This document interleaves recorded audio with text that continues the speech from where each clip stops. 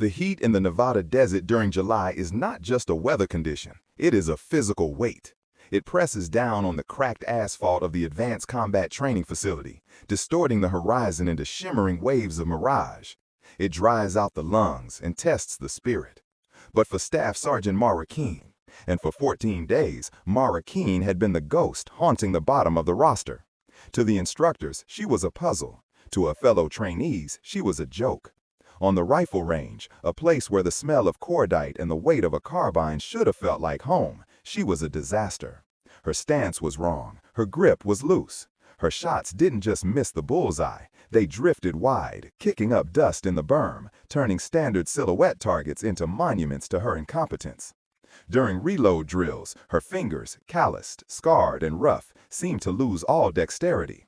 She fumbled magazines, dropping them into the sand, her hands shaking with what everyone assumed was the nerves of an amateur who had slipped through the cracks of the system.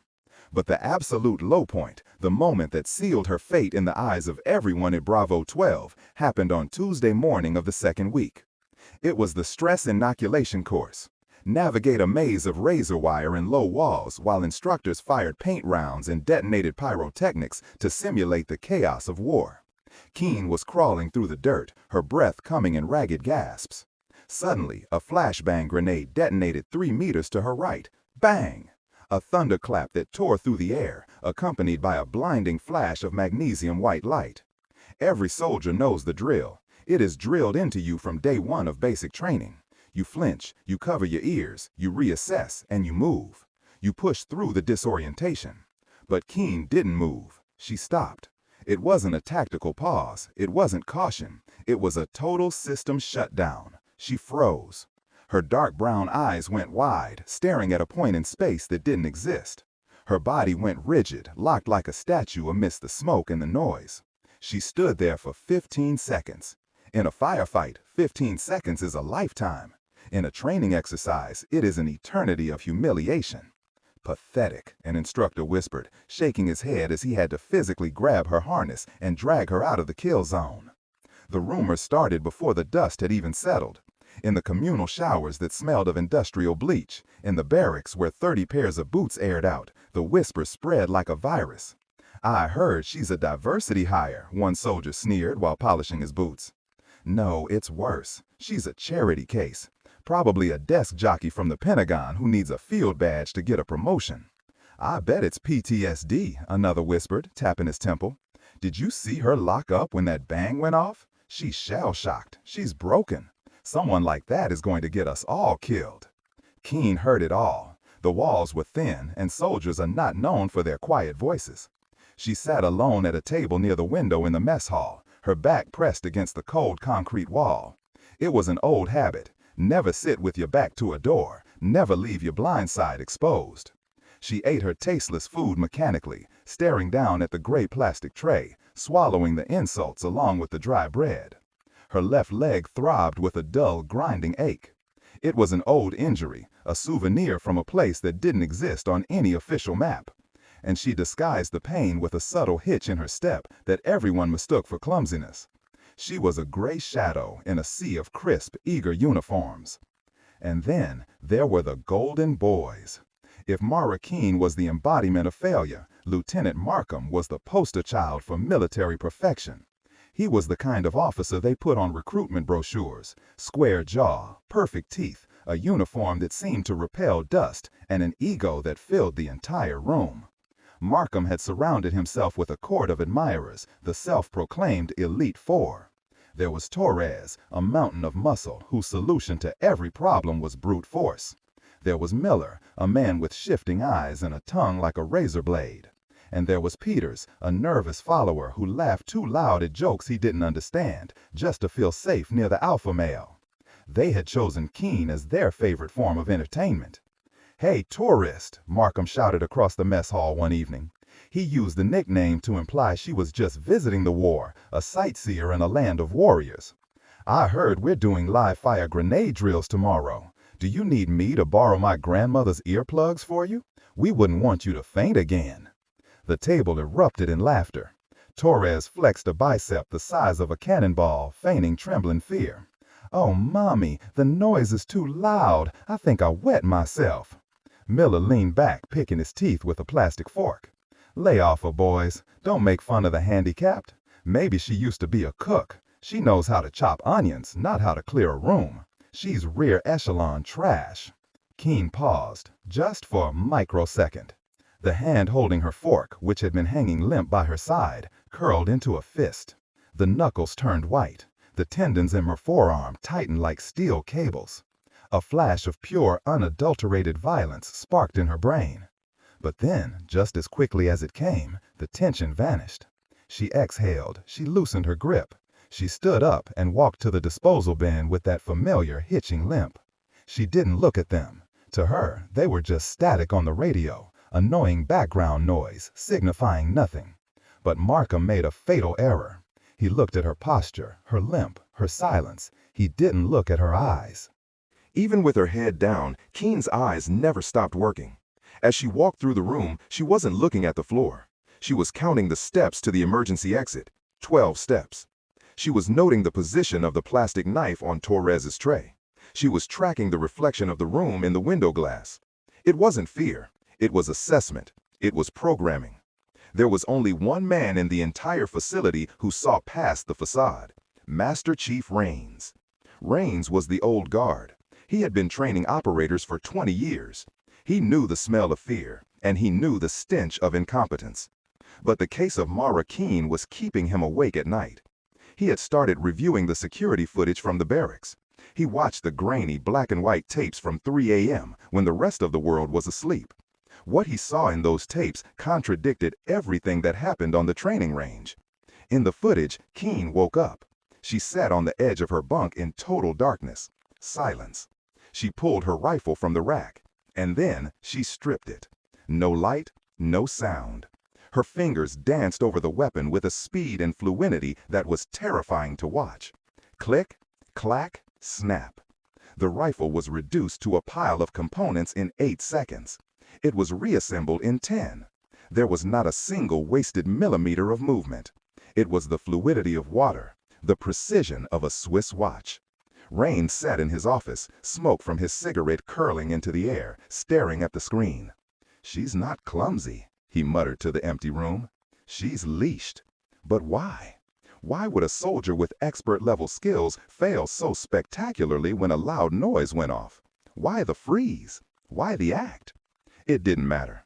The military runs on paperwork, not hunches. Keene's scores were indefensible. The dismissal paperwork was already on his desk, stamped in red ink. Unsuitable for duty, psychological instability. Tomorrow was Friday. Keene would be removed from the program. She would be sent home, a failure. Thursday afternoon brought the heat to a boiling point. The air was thick enough to choke on. The trainees were taking a hydration break, sweat soaking through their fatigues, when the atmosphere in the yard shifted. The conversation died. All eyes turned toward the main gate. A vehicle was approaching. Not a transport truck, not a Humvee. It was a matte black SUV with tinted bulletproof windows and government plates that didn't belong to any standard branch. It rolled past the security checkpoint with an arrogance that made the guards lower their weapons without asking for ID.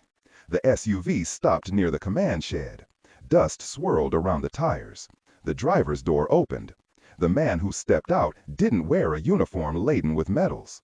He wore tactical cargo pants and a tight t-shirt that revealed a body carved from granite and scarred by decades of violence. He wore sunglasses that hid his eyes, but his presence hit the instructors like a physical wave of pressure. It was Commander Cole Maddox. The name didn't appear in newspapers. He didn't give press conferences. But in the world of special operations, Cole Maddox was a legend, whispered in hushed tones. Maddox walked straight to Master Chief Raines, bypassing the salutes and the formalities. "Commander," Raines said, straightening his spine, "to what do we owe the pleasure?" "I'm here for Keene," Maddox said. His voice was deep, gravelly, like stones grinding together underwater. Raines sighed, shaking his head. "You're a day late, sir. Her discharge papers are signed. She's washing out. She can't handle the stress. She freezes under fire." Maddox's lip curled. It wasn't a smile. It was a baring of teeth. You think that's fear, Chief? You think she freezes because she's scared of a little bang? If it's not fear, what is it? She stands there like a statue. She's a liability. She's not scared, Maddox said, removing his sunglasses. His eyes locked onto Keene, who sat alone by the weapons rack in the distance, cleaning her rifle with slow, deliberate movements. She's chained, and the chains are so tight they're locking her muscles. I don't understand, sir. You don't need to, Maddox cut him off. I want her to run the final evaluation, the kill house, right now. And I want to be the one to give the order. The kill house. It was the nightmare of every trainee. A multi-story structure built of plywood and shipping containers, designed to simulate an urban stronghold. Narrow corridors, blind corners, and pop-up targets. It was the hardest test. Hostage rescue in a denied environment.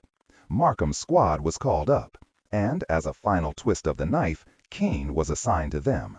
Just great, Markham groaned, throwing his hands up. We have to carry the anchor on our last day. Hey, Keene, listen to me very carefully. Stay in the back. Don't touch anything. Don't shoot anything. Just try not to trip over your own feet. Do you understand? Keene nodded, her face a mask of dull obedience. She held her rifle loosely, her shoulders slumped, looking like she wanted to disappear into the ground. Breach! The whistle blew. The squad kicked the door. Chaos ensued immediately. Markham shouted orders that made no tactical sense. Torres and Miller bumped into each other in the fatal funnel of the doorway, their bulk working against them. Peters missed a target standing right in the open, sending a round into the wall. "Damn it, Keene, watch the rear!" Miller screamed, even though Keene hadn't moved a muscle. They reached the central hallway. It was a kill zone. 4 doors opening simultaneously, targets popping up everywhere. Markham froze. The sensory overload was too much. He didn't know where to go left or right. The squad bunched up in the middle of the hallway, creating a perfect cluster for a grenade. Their score was plummeting into the negatives. They were failing. From the observation deck, 50 yards away, Commander Maddox picked up a radio. He didn't look at the scoreboard flashing red. He stared intently through the bulletproof glass at the small, slumped figure at the back of the stack. He pressed the transmit button. His voice bypassed the squad leader and went straight into every earpiece on the channel. It was cold, absolute, final. Keene. Authorization code, ghost knife. Execute. Time seemed to bend in that moment. Those 3 words acted like a key inserted into a rusted lock, turned violently. Click. The slumped, limping posture of the tourist evaporated instantly. Her spine straightened. Her head snapped up. The rifle in her hand ceased to be a heavy burden. It became an extension of her biology, a claw of a predator. Keene didn't run. She flowed. She stepped forward, using her shoulder to check Markham into the wall. It was a violent, precise shove. Markham stumbled, his mouth opening to shout an insult. Pop, pop. 2 suppressed cracks. 2 holes appeared in the tee box, the nose and eyes, of a target hiding behind a sofa. A target Markham hadn't even seen yet. Keene didn't stop. She surged into the room on the left. The technique she used wasn't in the basic manual. She sliced the pie with dizzying speed. As she moved through the doorway, she switched the rifle from her right shoulder to her left to keep the muzzle leading the way. A move so technical, most operators only did it in slow-motion drills. She did it at a full sprint. Pop, pop, pop, pop. 3 more targets down, all headshots, all fatal. "Move up," she barked. Her voice had changed. It was no longer the quiet mumble of a victim. It was the command voice of an alpha wolf, a sound that demanded biological obedience.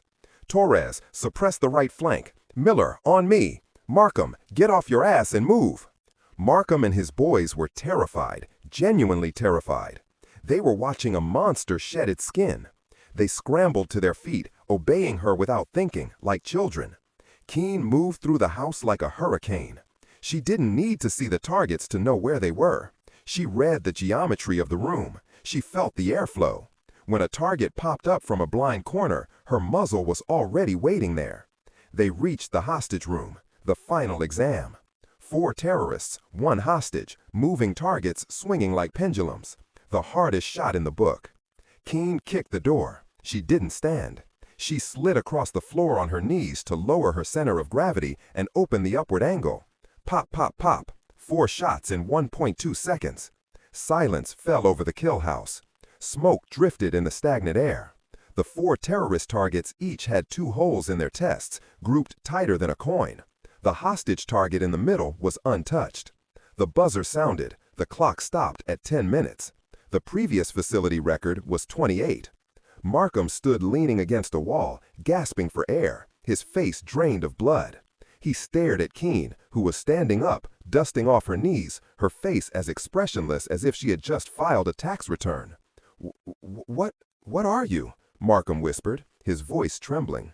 The debriefing room smelled of ozone and tension. Keene sat at the metal table, stripping her rifle for cleaning with that same terrifying mechanical precision. Maddox and Raines stood opposite her, separated by the one-way glass. "Ghost knife," Raines said, reading the file Maddox had handed him. "I've never heard of it." "You weren't supposed to," Maddox replied, leaning against the reinforced door, arms crossed. "The Ghost Knife program doesn't train soldiers, it forges weapons. Deep cover operatives, solo infiltration into denied areas, assassination of high-value targets, no support, no comms, no existence. And Keene? Keene is the sharpest blade we ever forged," Maddox said, looking at her through the glass with something resembling pride. 3 years operating in places that don't exist on your maps.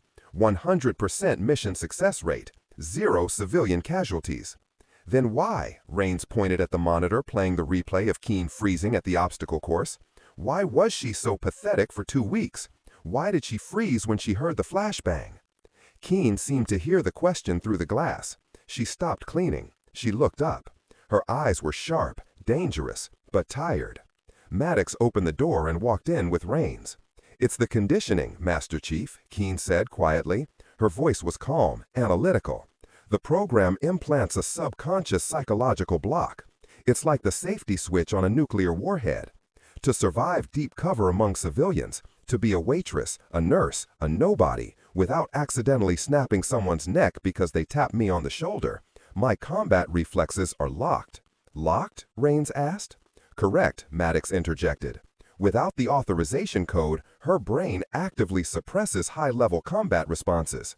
When the flashbang went off at the obstacle course, her body wanted to react like a killer. It wanted to end the threat. But the lock in her brain slammed shut to stop her.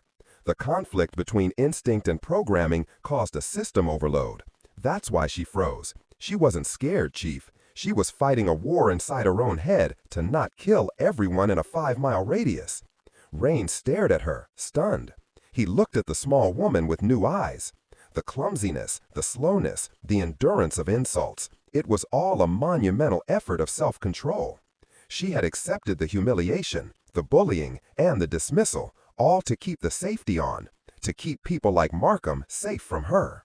Friday morning arrived. The dismissal papers were gone. In their place was a new set of orders, stamped with the highest clearance seals of the Pentagon. Staff Sergeant Mara Keene. Reassigned, Advanced Asymmetric Warfare Instructor, Special Operations Command. The atmosphere in the barracks of Bravo 12 had shifted tectonically. The chaotic noise of the morning routine was replaced by a reverent silence. When Keene walked into the mess hall one last time to grab her gear, the clatter of silverware stopped. Markham and the Elite Four were at their usual center table. As Keene approached, Markham stood up abruptly. He didn't speak. His face flushed red. He looked down at his polished boots, unable to meet her gaze. He stepped aside, clearing the path for her. It was a silent surrender, a chaotic admission of inferiority. Keene walked past them. She didn't stop to gloat. She didn't offer a witty comeback. She didn't even look at them. The greatest insult she could give them was her absolute indifference. They were beneath her notice. Maddox was waiting by the black SUV, engine running. The air conditioning hummed, promising escape from the desert heat. "You're leaving her an instruction?" Raines asked as they walked to the car. "With skills like that, she could be back in the field tomorrow." Keene slung her bag over her shoulder and turned to look at the training facility one last time. The sun was beating down, but it didn't bother her anymore. "I've paid my debt, Chief," Keene said, offering a small smile. It was the first time Rains had seen her smile, and it transformed her face. "Wolves like me, eventually we earn the right to rest, or at least we earn the right to teach the sheep how not to get eaten." Maddox nodded to Rains, then closed the car door. The black SUV rolled out into the shimmering desert heat, leaving behind a cloud of dust and a lesson that no manual could ever teach. The trainees of Bravo 12 learned something vital that day. They learned that appearances are a lie. They learned that silence is not weakness. And most importantly, they learned the law of the wild. The wolf that is truly dangerous never needs to bark to prove it is there.